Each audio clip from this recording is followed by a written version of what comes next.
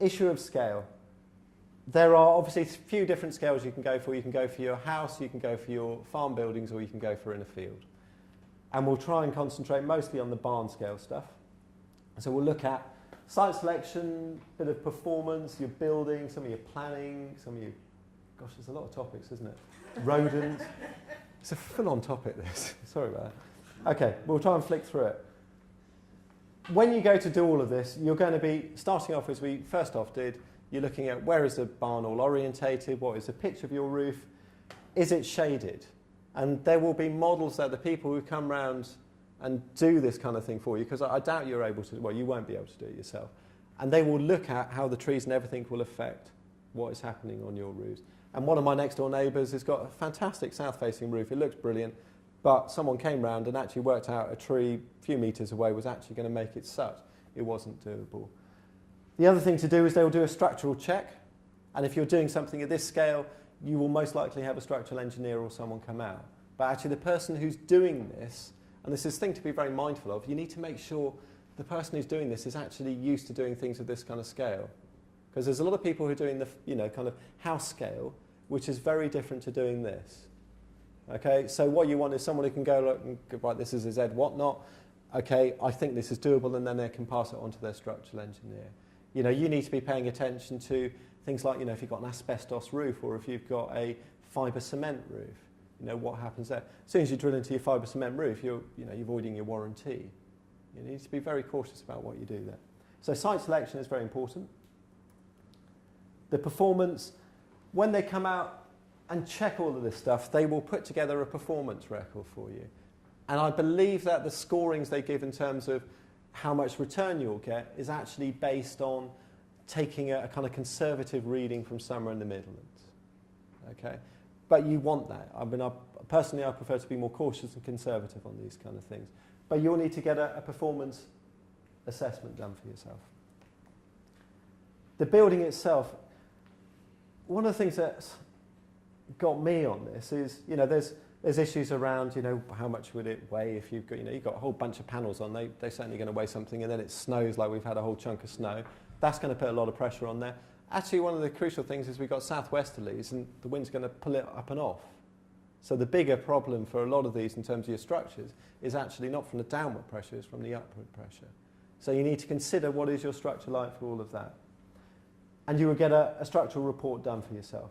This is kind of one of those things where if you're considering doing this, you've got to think about the long-term use of your farm. Where are you going to it? So one of the policy advisors in the NFU I was talking to was going, my family is looking to spend 60-odd thousand on covering their yards.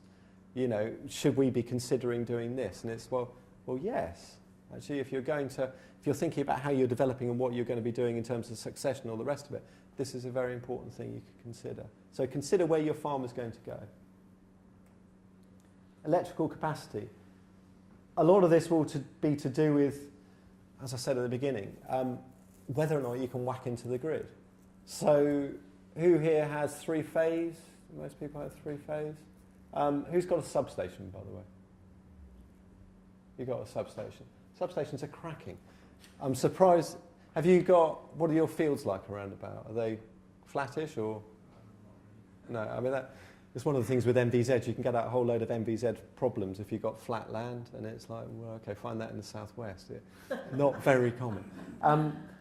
If you've got a substation, then you're fine. You're most likely able to get in there. If you've got three-phase, that's also good. You can go over the sort of 10 kilowatt kind of size. When you're on a single-phase connection, you're restricted in the size of kit you can shove up there. And my understanding, that's kind of around the 10 kilowatt and below-ish. Okay, so that's, a crucial thing to do. And then you get this guy's number. Okay, so Graham Ellis on 0117. I really do hope this is him, because I have spoken to literally hundreds of people about this, and they okay, please. So you will need to speak to the grid about how you connect in. Any questions at this point around grid connection? I think we're nearby here. We're in the Scottish and Southern. Are you? The guy is Curtis, Richard Curtis. Okay. You don't know his number off the top of your head? Okay. If you need to get numbers for these things, you can phone our office tomorrow, or in the next couple of days, contact me and I'll get.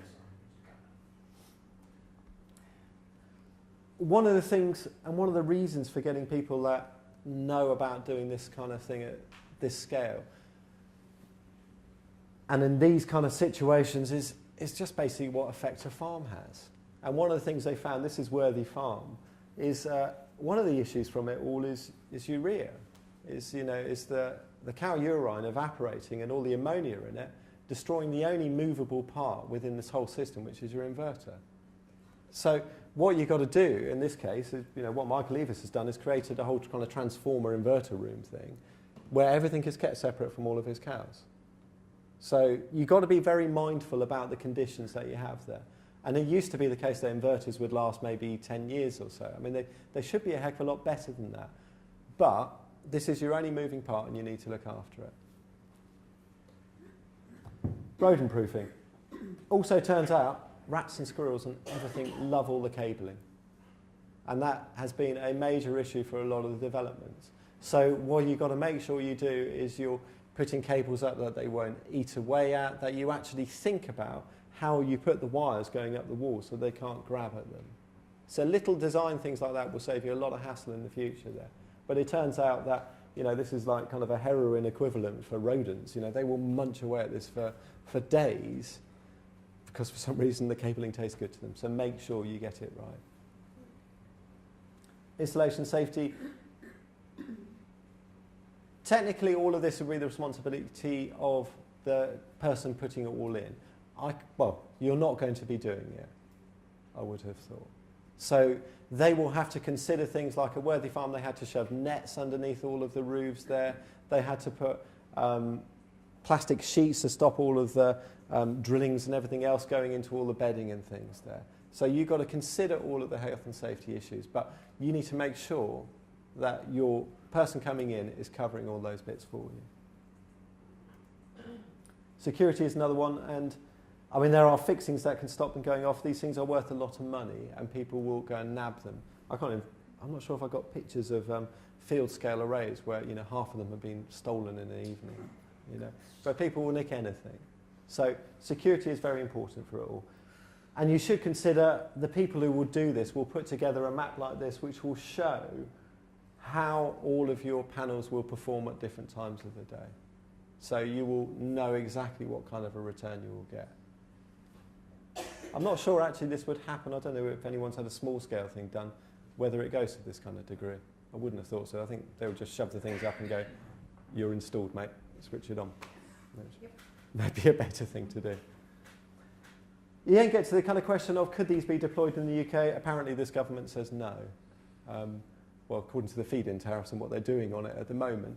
However, yes, they could do, and they have a valuable spot within it all.